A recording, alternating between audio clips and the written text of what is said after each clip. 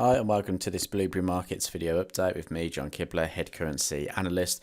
In this video we're going to go through the Forex market wrap. We're going to highlight a couple of different charts this week, basically the ones that we talked about in the Forex market outlook, just see how they performed and what we could have done to potentially trade a few of these moves. So first things first, I want to start on Euro US dollar. We spoke about the dollar potentially weakening this week and Euro could be a beneficiary of that, and our targets for this week was 1.1917, which we can see have been retested yesterday and is currently being acted as resistance. And in the Forex market outlook, we were down here. We were looking at this area in particular and identified that the fact that the market had started to make higher highs and higher lows. Unfortunately, we didn't get the move down into the previous structure, which is something I was looking for. Instead, we had a shallow retracement before a breakout opportunity. So if you were trading the breakout rather than the retracement move, you would have got in and around here, stops below the lows, targeting that 119.17, which would have been a really good risk reward trade. And 1917 has now been hit. So we need to identify what's going on here on a higher time frame now. Is that dollar strength going to come back in the short term, and are we going to see a continuation of a downtrend, or are we going to see the break and retest? Now, with the seasonal period for the dollar usually being a bit weaker, we could see a bit of a breakout higher and potentially price coming back towards sort of the 121s. But we need to see how price reacts down at this 119.17 area. If the market does start changing cycle here on a 4-hour time frame and starts making lower lows, then we're obviously going to potentially come back down towards these high volume levels at 117.54. Moving on to pound then. So pound didn't quite go to plan, apart from us suggesting that selling pressure has come in at this point in the past, and that we could see some selling opportunities from here.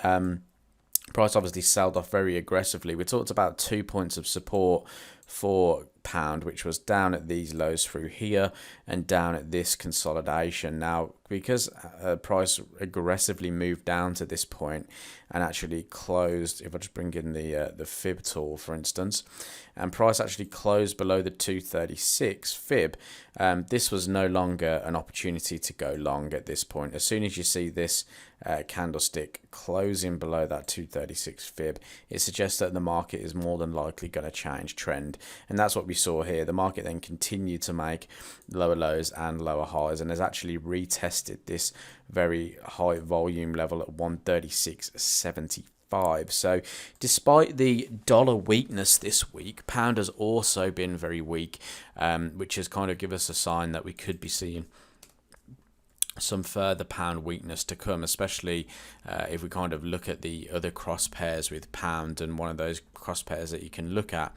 is euro pound. Euro pound has done pretty well this week.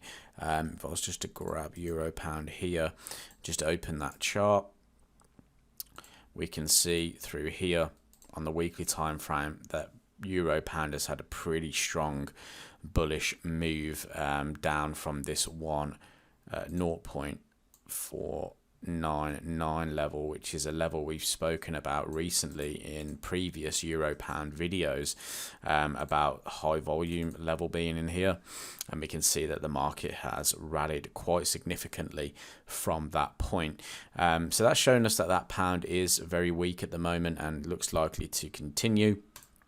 The other market we talked about was the New Zealand US dollar, and in this video we spoke about the potential for the market to head back towards this 0.7168. Now, because Kiwi is weak as well as the dollar, we've ended up just having a range bound week, and that's very typical of two weak currencies battling against each other, and it's not the sort of trade that we'd want to see. What I was more like, or what I'd more ideally want to see, is a pullback into this level here so that we could look for continued shorting opportunities. I felt that with the dollar weakness we may have seen that happen. However, two currencies have remained pretty weak, and we've just seen a consolidation form here. Nothing really great to go off there. So really speaking, the kind of key movers of the week has been euro and pound. Pound very weak, euro strong. Seen this huge move in euro pound. We could see this continue through the coming weeks, and could be one to watch. So I hope you have a great weekend, and I'll speak to you soon.